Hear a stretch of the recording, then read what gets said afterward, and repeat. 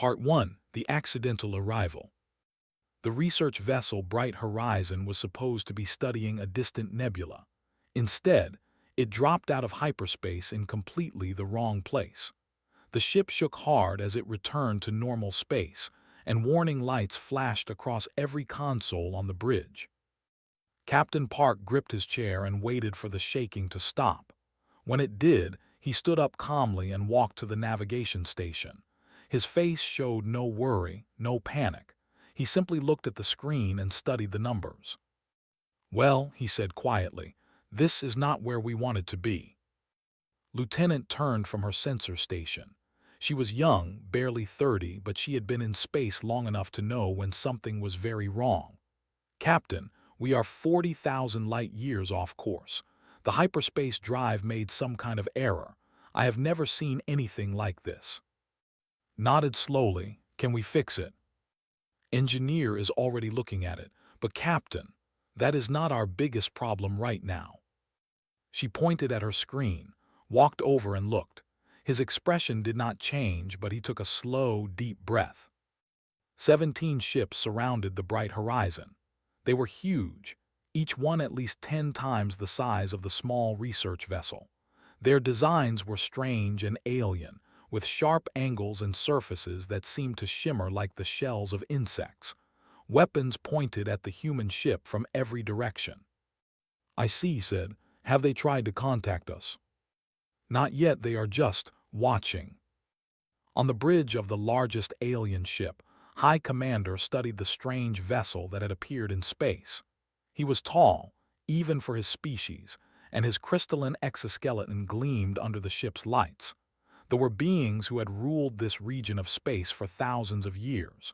They had never seen a ship like this one. "What do we know?" asked. His science officer, a smaller name, checked her instruments. "The ship is small, minimal weapons if any. The hull is made of basic metals. Their technology appears to be primitive." "Primitive?" clicked his mandibles in confusion. "Then how did they get here? This region is far from any known species." "Unknown, Commander." Released a burst of pheromones, the chemical signals that used to communicate emotion. His signal meant caution and curiosity. Every on the bridge smelled it and understood. "Open a communication channel," he ordered. "Let us see who these creatures are." On the Bright Horizon, a console beeped. Looked up. "They are trying to talk to us, Captain. I am running the signal through our translation system." "Good, put it on speaker." A clicking, buzzing voice filled the bridge. The translation was rough but understandable. "Unknown vessel. You have entered Dominion space without permission. Identify yourselves immediately. Any hostile action will result in your destruction." The crew of the Bright Horizon looked at each other. Dr. Lee, the ship, stepped forward. Her eyes were wide with excitement, not fear. "Captain, this is incredible. First contact with an alien species. This is what I have dreamed of my whole life." Allowed himself a small smile. "Let us make sure we survive it first." He pressed the communication button. "This is Captain Park of the Earth vessel Bright Horizon. We are peaceful explorers. We arrived here by accident due to a navigation error. We mean no harm to you or your people." There was a long silence. On the flagship, stared at the communication screen in disbelief. His officers exchanged confused pheromone bursts. "They are not afraid," whispered. "I am reading their life signs. Their heart rates are normal. Their stress hormones are barely elevated. They are surrounded by 17 warships and they are calm." Felt a chill run through his exoskeleton. In all his years of military service, he had never encountered this. Every species showed fear when facing the fleet. Their pheromones would scream terror. Their bodies would shake. Their voices would tremble. But these creatures, these humans, simply sat there and introduced themselves politely. "Perhaps they do not understand the danger," another officer suggested. "Or perhaps," said slowly, "they understand it perfectly and simply do not care." He opened the communication channel again. "Earth vessel, you will power down your engines and prepare to be boarded. You will be taken to our capital station for questioning. If you resist, you will be destroyed." On the bright horizon turned to his crew. "Thoughts?" Engineer shrugged. He was a large man with rough hands and a practical mind. "The hyperdrive will take at least a week to repair. We cannot run even if we wanted to. And I do not think fighting 17 ships is a good idea." "I agree," he said. "Besides, this is an opportunity. We can learn about them and they can learn about us. First contact does not have to be hostile." Nodded. "I say we cooperate for now." Looked around at his crew. They were all calm, all thinking clearly. No one was panicking. No one was crying or screaming. They simply assessed the situation and made logical decisions. This was how humans had always survived from the earliest days on Earth to now, surrounded by alien warships far from home. "Very well," said. He pressed the communication button again. "Commander, we accept your terms. We will power down our engines and await your arrival. We look forward to meeting you in person." Ended the communication and sat back in his command chair. He had expected threats, or begging, or desperate attempts to escape. Instead, the humans had simply agreed and said they looked forward to meeting him. Commander said quietly, "What do you think they are?" Was silent for a long moment. "I do not know, but I think we should be very careful. A species that shows no fear is either very foolish or very dangerous, and somehow I do not think these humans are foolish."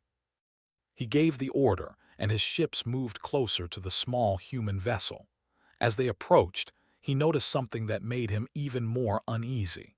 Through the windows of the bright horizon, he could see the human crew members moving around normally. One of them appeared to be making a hot drink.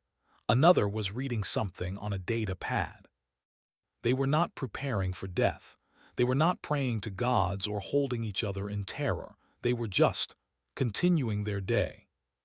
Had conquered dozens of worlds. He had faced enemies who fought to the last soldier. But he had never, in all his long life, seen anything quite as unsettling as humans calmly making tea while surrounded by enough firepower to turn their ship into dust. "What kind of creatures are these?" he whispered to himself. He would spend the next several months trying to answer that question. And the answer, when it finally came, would change everything he thought he knew about courage, fear, and what it truly meant to be strong. Part 2. The interrogation that wasn't. The capital station was enormous. It hung in space like a small moon, covered with lights and docking ports and defensive weapons. Millions of lived and worked there, and it served as the center of their great dominion. The humans were brought to the station in a transport ship. Guards surrounded them at all times, their crystalline bodies clicking and humming with nervous energy. They had expected the humans to be terrified during the journey. Instead, the small group of aliens spent the time looking out the windows with obvious interest. "Look at the design of that ship," engineer said, pointing at a passing cruiser. "See how the hull plates overlap. That is very clever. It would make repairs much easier." Dr. Lee was taking notes on a small device. The guards seemed to communicate through chemical signals. Pheromones, probably. Fascinating. I wonder if we can learn to read them. Lieutenant studied the station as they approached. The defensive layout is interesting. They have clearly thought about attacks from multiple directions. The guards exchanged worried pheromone bursts. These humans were not acting like prisoners. They were acting like tourists. Captain Park sat quietly, watching everything with calm attention. When the transport docked and the doors opened, he stood up and straightened his uniform. "Remember," he said to his crew, "we are guests here even if they do not treat us that way. Be polite, be honest, and stay calm." "When are we ever not calm?" asked with a small smile. The humans were taken to a large room deep inside the station. It was clearly designed for interrogation. The walls were bare metal and the lighting was harsh and bright.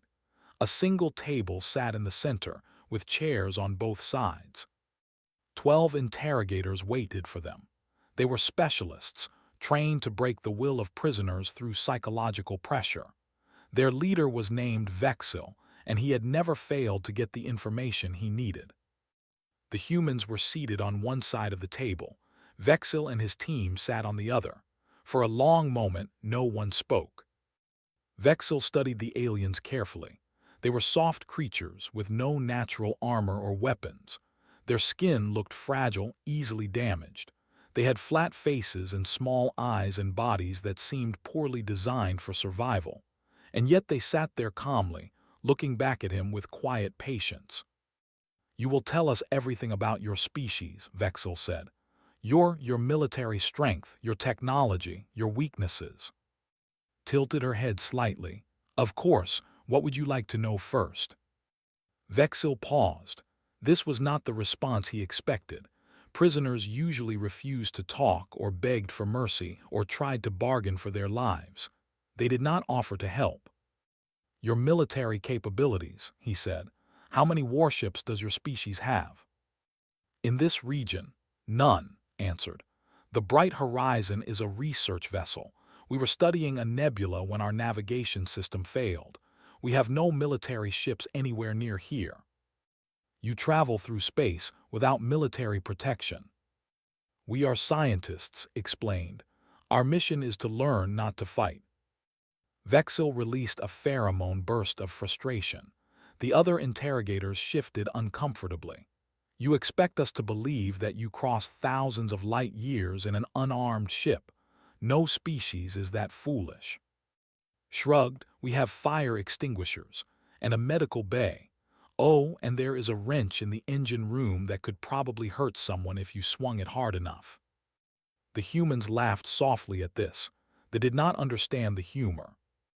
"You are making jokes," Vexil said coldly. "Do you not understand your situation? You are prisoners. We could kill you at any moment." "Yes," agreed. "You could, but you have not. Which means you want something from us, or you are curious about us, or both. So let us talk. What do you want to know?" Vexil felt something he had never felt in an interrogation before: uncertainty. He had expected fear, resistance, deception. Instead, the humans were being completely open and honest, and somehow that was more unsettling than any lie. The interrogation continued for hours. They asked about Earth, and the humans described there in detail. They talked about their history, their wars, their achievements.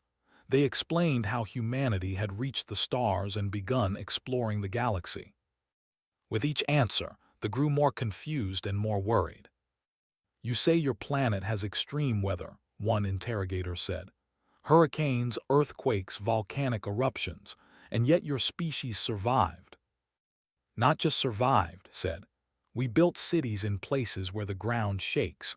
We live on the sides of volcanoes because the soil is good for farming. When storms come, we rebuild." "Your planet has predators that hunt your kind." "Many," confirmed. "Wolves, bears, sharks, crocodiles, venomous snakes, poisonous insects. When I was a child, I was stung by a jellyfish at the beach. It hurt very much, but I went swimming again the next day." "Why?" Vexil asked, genuinely confused. "Why would you return to a place that hurt you?" Smiled, "Because I wanted to swim. The jellyfish was just a minor problem." After the interrogation ended, Vexil reported to High Commander. The two stood in his private office, surrounded by star maps and military reports. "What did you learn?" asked. "Everything," Vexil said. "They hid nothing. They answered every question honestly and completely." "Then we know their weaknesses. We know how to defeat them." Vexil was silent for a moment. "Commander, I am not sure we do. There is what we would call a death world. Everything on their planet tries to kill them. The weather, the animals, the diseases, even the plants. And yet they did not evolve to hide or run away. They evolved to face the danger and keep going." "All species face danger." "Not like this. They eat capsaicin for pleasure, a chemical that causes pain in most life forms. They drink ethanol, which is a poison. They keep predators as pets. They climb mountains that can kill them, swim in waters filled with dangerous creatures, and explore caves where a single mistake means death. And they do this for fun. Clicked his mandibles slowly. For fun. Yes, Commander. And during the entire interrogation, none of them showed any fear. I tried everything. Threats, intimidation, showing them images of our weapons. Nothing worked. Their heart rates stayed steady. Their bodies showed no stress response. They just sat there and answered our questions politely. Perhaps they are too stupid to understand the danger. Vexil shook his head. No, they understood perfectly. They simply did not care. Commander, I have interrogated hundreds of prisoners from dozens of species. I have never seen anything like this. These humans are not brave in the way we understand bravery. They do not suppress their fear through willpower. They have simply accepted that the universe is dangerous and that death is always possible, and they have decided to live their lives anyway. Stood and walked to his window. Outside, the stars burned cold and distant. What do you recommend? He asked. I recommend caution, Vexil said. These humans are not a threat to us now. Their technology is primitive and there are only a few of them.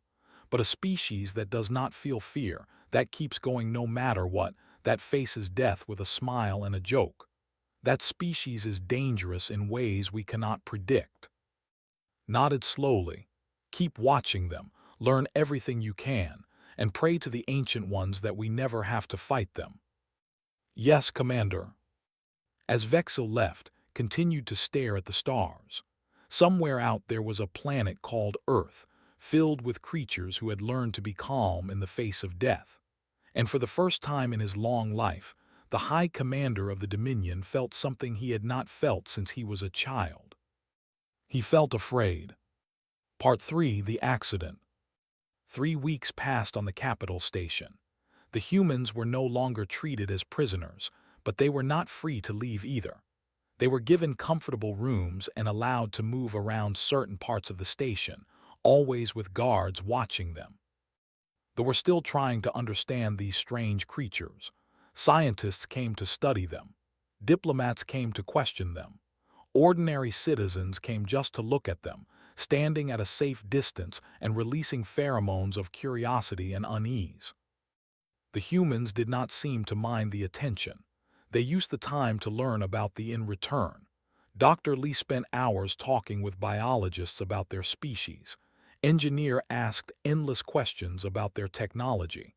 Lieutenant studied their language and customs. Captain Park met regularly with High Commander. The two leaders had developed a strange relationship, not quite friendship, but something close to mutual respect. Was still unsettled by the human captain's endless calm, but he had begun to appreciate his honesty and intelligence. Your people are strange, said one day as they walked through the station's observation deck. Every other species we have met shows clear emotional responses. We can read them through their body language, their voices, their chemical signals. But you humans are like blank walls. We cannot tell what you are thinking or feeling. Smiled slightly. We feel things. We just learned long ago that showing too much emotion in a crisis does not help. It makes things worse. So we stay calm, think clearly, and solve problems. But how? How do you control your fear so completely? We do not control it, said. We accept it. Fear is just information. It tells us that danger is present. We acknowledge the danger and then we decide what to do about it. Panicking does not make the danger go away. It just wastes time and energy. Was about to respond when every alarm on the station began screaming at once. Red lights flashed everywhere. The station shook violently. Workers and soldiers ran in all directions, their pheromones flooding the air with terror and confusion. What is happening? Asked calmly. Checked his communication device. His crystalline face showed clear distress. The main power core, something has gone wrong. It is going to explode. How long do we have? Minutes, maybe less. All around them were screaming and running. Some fell to the ground, paralyzed by fear. Others pushed and fought to reach escape pods that would not arrive in time. The pheromone cloud of panic was so thick that even humans could almost smell it. Stood still for a moment, thinking. Then he activated his communication device. "All Bright Horizon crew, this is the captain. Meet me at the main power core immediately. We have work to do." Within minutes, the human crew had gathered near the power core chamber. The area was filled with smoke and sparks. Technicians lay injured on the floor. Others had fled, unable to face the disaster. Navigator Han arrived last, carrying a fire suppression unit she had found on the way. She was small but strong, with quick eyes and steady hands. "What do we need to do, Captain?" "Assess the damage, start evacuating the injured, find out what medical supplies are available. You are with me." They moved without hesitation. There was no discussion, no argument, no wasted words. Each person knew their job and did it. Reached the main control panel and began working. His hands moved quickly over unfamiliar technology, figuring out the systems through pure engineering instinct. "The cooling system failed," he reported. "The core is overheating. If we do not stop it, it will melt down in about 10 minutes. Can you fix it?" "Maybe. I need to manually reroute the coolant through backup systems. But someone needs to go into the reactor chamber and close the emergency valves." "I will do it," said immediately. "The radiation levels are extremely high," warned. "You will be seriously hurt." Was already moving toward the chamber door. "Then I should hurry." She entered the reactor chamber. The heat was intense and she could feel the radiation burning her skin almost immediately. But she did not stop. She found the first valve and turned it, using all her strength against the stuck metal. Then the second valve. Then the third. Outside, worked frantically on the control panel, and had organized a group of survivors to help carry the injured to safety. Captain coordinated everything, giving clear orders in a calm voice that cut through the chaos. Soldiers and workers stopped running and stared. These aliens, these soft and fragile humans, were not fleeing. They were running toward the danger. They were working to save the station while they themselves had given up hope. High Commander arrived with a group of elite soldiers. He had expected to find the humans dead or dying. Instead, he found them fighting to save his station. "What are you doing?" he demanded. "Helping," said simply. "Status. Coolant is flowing. Core temperature is dropping, but is still in there. I cannot reach her on communications." Moved toward the reactor chamber door, grabbed his arm. "You cannot go in there. The radiation will kill you." "It is killing her already," said. "I am not leaving her behind." He pulled free and entered the chamber. The heat hit him like a wall, and his skin immediately began to redden. He found collapsed near the fourth valve, her arms badly burned, but the valve was closed. The crisis was over. He picked her up and carried her out. 6 hours later, the immediate danger had passed. The power core was stable. The station had survived. 4,000 were alive because of what the humans had done. In the medical bay, treated burns while doctors watched in amazement. The navigator was conscious and alert, despite injuries that would have sent most species into shock. "How bad is it?" asked. "You will have scars," said, "but you will recover fully. You did good work in there." Smiled weakly. "The valve was stuck. I had to really push." High Commander entered the medical bay. He stood there for a long moment, looking at the injured human and her gathered around her. "You saved my station," he said finally. "You saved my people. You could have run to safety like everyone else. Why did you stay?" Looked up at him. "Because people needed help. That is what humans do. We help." "But you were hurt. She was nearly killed. You risked your lives for strangers who had taken you prisoner." "Yes." "Why?" Considered the question carefully. "Because it was the right thing to do. Because we could not just watch people die and do nothing. Because that is not who we are." Felt his understanding of the universe shift slightly. He had thought the humans were dangerous because they did not feel fear. Now he realized something more profound. They did feel fear. They felt pain and doubt and uncertainty like any other species, but they had learned something that they had never learned. They had learned that fear did not have to control them, that danger did not have to stop them, that doing the right thing mattered more than being safe. "I think," said slowly, "that I have greatly misjudged your species." Smiled, "Most people do, but that is okay. We are used to it." And in that moment, in a medical bay on an alien station far from Earth, something changed between humans and, not just respect, but the beginning of real understanding. The beginning of trust. The beginning of friendship. Part 4: The Council of Species. News traveled fast through the galaxy. Within days, every major civilization knew about the humans. Stories spread from system to system, growing more dramatic with each telling. A new species had appeared in space. They had faced 17 warships without fear. They had been interrogated and revealed nothing but calm honesty. They had saved a space station from destruction while they themselves ran in panic. The Galactic Compact, the great alliance of spacefaring civilizations, demanded answers. Who were these creatures? Where did they come from? Were they a threat? The ruling council of the Compact consisted of representatives from 37 species. They met on a massive station at the center of known space, a neutral ground where the greatest powers of the galaxy could discuss matters of importance. They rarely agreed on anything, but they all agreed on one thing now. They needed to meet these humans. The invitation came to the capital station 3 weeks after the power core accident. High Commander brought the message to Captain Park personally. "The Galactic Council wants to see you," said. "They want to understand your species." Nodded calmly. "When do we leave?" "Tomorrow. I will escort you myself. The council can be difficult. Different species have different customs and expectations.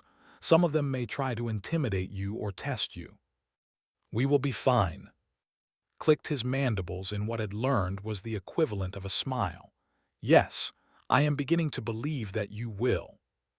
The journey to the council station took several days. During that time, the humans prepared as best they could. Dr. Lee studied files on every species that would be present. Lieutenant practiced diplomatic protocols from a dozen different cultures. Engineer made sure their dress uniforms were clean and proper. Navigator Han was still recovering from her injuries, but she insisted on coming. "I did not save 4,000 lives just to miss the most important meeting in human history," she said. When they arrived at the council station, even the humans were impressed. It was larger than any structure they had ever seen, a vast sphere of metal and crystal that housed millions of beings from across the galaxy. Ships of every size and design docked at its surface, and the interior was a maze of corridors and chambers designed to accommodate species of every shape and need. The council chamber itself was enormous. It was built like an amphitheater, with rising rows of seats surrounding a central platform. Representatives from 37 species sat in those seats, watching as the small group of humans walked to the center of the room. The humans looked around with calm curiosity. The beings surrounding them were incredible in their variety. They were like their crystalline bodies gleaming. There were massive creatures that looked like living mountains, their stone bodies rumbling with each breath. There were beings made of light, floating in specially designed containers. There were creatures with dozens of tentacles, others with no visible bodies at all, and some that existed partially in dimensions that human eyes could not see. Any other species would have been overwhelmed. The humans simply studied their surroundings with interest. The council speaker was a being named, a luminous entity whose body shifted through every color of the spectrum. When spoke, the voice seemed to come from everywhere at once. "Humans of Earth," said, "you have come to the attention of the Galactic Compact. We have heard strange stories about your species. We wish to understand you better." Captain stepped forward and bowed respectfully. "We are honored by this invitation. We will answer any questions you have." A rumble of surprise moved through the council. Most new species were terrified when they first appeared before this body. They begged for mercy or made grand threats or collapsed under the weight of so many alien eyes watching them. The humans just stood there, waiting politely. "Your species has no natural weapons," said a massive stone creature called. "No claws, no armor, no venom. Your bodies are soft and easily damaged. How did you survive on your?" Answered this question. "We survived through adaptation and persistence. Humans evolved as endurance hunters. We could not outrun our prey, so we chased them until they collapsed from exhaustion. We could not overpower predators, so we learned to work together and use tools. We could not heal quickly, so we developed medicine. Every weakness forced us to become smarter and more creative." "But you must feel fear," said a being of pure energy. "All living things feel fear. It is essential for survival." "We feel fear," confirmed. "We feel it constantly, but we have learned to live with it. On Earth, everything was dangerous. The weather could kill us, the animals could kill us, the plants could poison us. Even the water and air could be deadly. We had no choice but to function through our fear, or we would have died long ago." "You are saying that yours is a death world," said slowly. "A planet so hostile that survival itself is an achievement." "By your standards, yes," said. "But to us it is simply home. We love Earth despite its dangers, perhaps because of them." A tentacled creature named leaned forward. "We have heard that you saved the station. You ran toward a failing power core while everyone else fled. Your navigator was badly injured. Why would you risk your lives for a species that held you prisoner?" Stepped forward, her bandaged arms visible beneath her uniform sleeves. "Because they needed help. It was not a difficult decision. People were dying. We could do something about it, so we did." "But you could have died." "Yes, but we did not." "And if you had?" Shrugged, and the simple gesture somehow communicated volumes. "Then at least we would have died trying to help. That is better than living with the knowledge that we did nothing." The council fell into murmuring discussions. Pheromones and psychic signals and electromagnetic pulses filled the air as species communicated in their own ways. The humans waited patiently. Finally spoke again. "We have encountered many species over the, some were aggressive, others peaceful. Some were intelligent, others primitive. But we have never encountered a species quite like you. You face death without fear. You help strangers without expectation of reward. You remain calm when every logical response would be panic." "Thank you," said. "It was not entirely a compliment," admitted. "You are unsettling. The galaxy has certain expectations about how species behave. You do not meet those expectations. This makes many of us uncomfortable." "I understand, but we cannot change who we are, and I do not think we would want to even if we could." The stone creature made a sound like grinding rocks. "You are terrifying. Do you know this? A species that does not fear death, that runs toward danger, that keeps fighting when all hope is lost. This is terrifying." Considered this. "I suppose it might be from your perspective, but from our perspective we are just doing what we have always done. Surviving, adapting, helping each other. These things are natural to us." "And that," said a quiet voice from the back of the chamber, "is exactly what makes you dangerous." Everyone turned to see who had spoken. It was a small creature, almost invisible among the larger beings. An ancient species called the Eldest, who rarely spoke at council meetings. "Every great power in this galaxy rose through force or cunning or technology," the Eldest said. "But you humans, you rose through something else, through refusing to give up, through facing every disaster and saying, 'We will survive this. We will come back stronger.' That kind of determination cannot be stopped by weapons or threats or fear. And that is what makes you the most dangerous species this council has ever encountered." The chamber was silent. Smiled gently. "We do not want to be dangerous. We just want to explore, to learn, to meet new friends. We come in peace." "Yes," the Eldest said.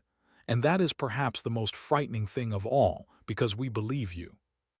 The council session lasted for many more hours. There were more questions, more discussions, more debates, but by the end, something had shifted in the galaxy's understanding of humanity. They were not conquerors or warriors or threats. They were simply humans, and somehow that was more significant than any army could ever be. Part 5: The New Balance. 6 months had passed since the bright horizon first stumbled into space. Engineer had finally repaired the hyperdrive with help from technicians who were amazed by how much he could do with such simple tools. The small research vessel was ready to go home. But the galaxy had changed during those 6 months, and the humans were not leaving alone. The Dominion had formally requested an alliance with Earth.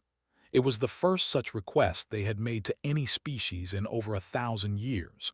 3 other major powers quickly followed. Everyone wanted to be friends with the humans now. Not because humans were powerful. By galactic standards, human technology was centuries behind. Their ships were slow, their weapons were primitive, and they had no great fleets or armies. Any of the major galactic powers could destroy Earth in a matter of days. But no one wanted to, because they had learned something important about humanity. Humans did not break. You could threaten them, intimidate them, put them in impossible situations, and they would simply nod and start figuring out how to survive. They faced the void of space with the same calm they faced everything else. And more than that, humans helped. They did not ask what they would get in return. They did not calculate advantage or disadvantage. They saw suffering and they acted to stop it. This simple fact was somehow revolutionary to civilizations that had spent playing political games. On the last day before the bright horizon departed, a crisis erupted on the council station.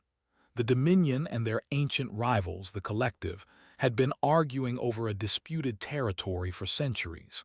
Now tensions had reached a breaking point. War seemed inevitable. Both sides requested a human mediator. Lieutenant sat in a small conference room between 2 species that had killed millions of each other over the generations. The representative clicked his mandibles nervously.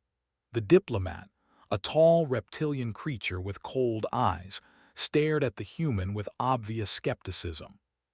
"You are young," the said. "You have been in space for less than 2 centuries. What could you possibly understand about our conflict?" Nodded. "You are right. I do not fully understand your history, so please explain it to me. Help me understand why this territory is so important to both of you." The negotiation took 4 days.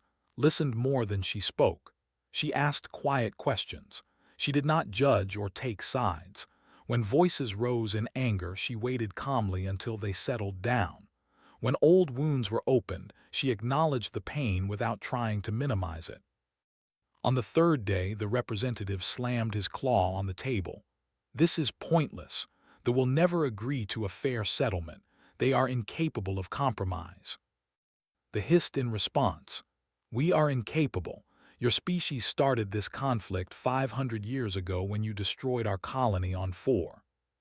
That was in response to your attack on our mining stations, which was in response to your expansion into our territory, which was in response to—" "Stop," said quietly. Both aliens turned to look at her. Her voice had not been loud, but there was something in her calm that demanded attention. "You are both right," she said, "and you are both wrong. You have been hurting each other for so long that you have forgotten why it started. The grievances have become more important than the peace. Is that what you want? To keep fighting forever? To watch more of your people die over ancient arguments?" "You do not understand," they said. "Then help me understand. What do you actually want? Not what your governments demand, not what your histories say you should want. What do you, personally, want for your people?" The room was silent. Finally, they spoke. "I want my children to grow up without fear of attacks." The diplomat hesitated, then said, "I want the same for mine." Smiled. "Then you want the same thing. That is a place to start." The treaty was signed 2 days later. It was not perfect, and it did not resolve every issue, but it ended 500 years of intermittent warfare. When asked how she had done it, shrugged.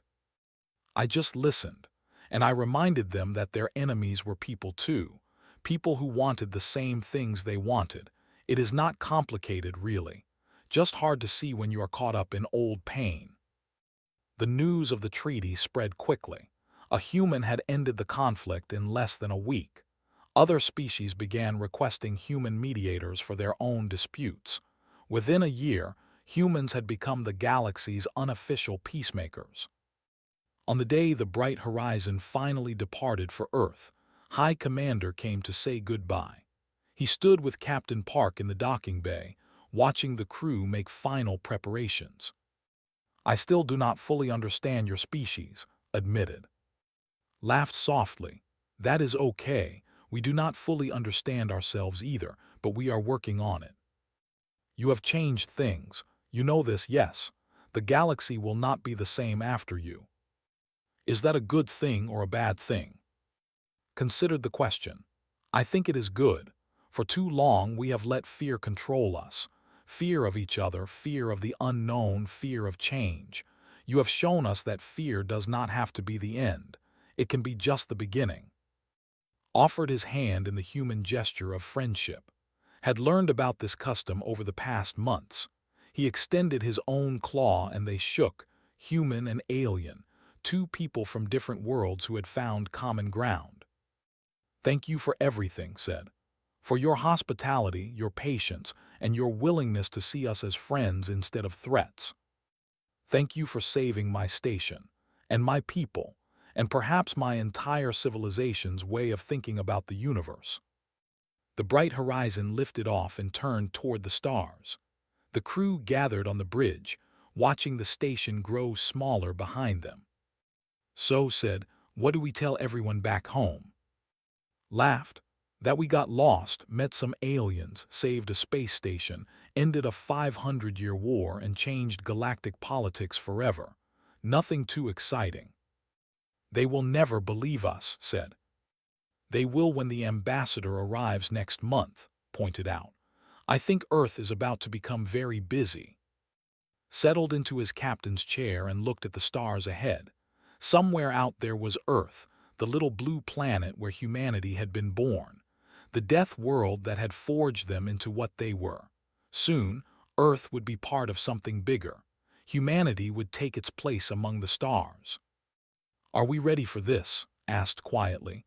"Ready to be part of a galactic community?" Smiled. "We survived ice ages and plagues. We survived wars and disasters. We survived everything our own planet threw at us. I think we can handle a few aliens." The ship jumped to hyperspace, and the bright horizon carried its crew toward home. Behind them, they left a galaxy that would never feel quite the same again. Not because humans were dangerous, though they were. Not because humans were powerful, though they would become so. But because they had shown that true strength was not about weapons or technology or size. True strength was about facing the darkness with open eyes, about helping others even when it cost you something, about staying calm when everything was falling apart, about refusing to give up, no matter what the universe threw at you. In the centuries that followed, humanity became known throughout the galaxy as the steady hands that held civilizations together during their darkest moments. When crises struck, humans were there. When despair threatened, humans offered hope. When others gave up, humans kept trying. Not because they were fearless. They felt fear just like everyone else. But they had learned, long ago on a dangerous little planet called Earth, that fear was not a reason to stop. It was a reason to keep going. And that made all the difference.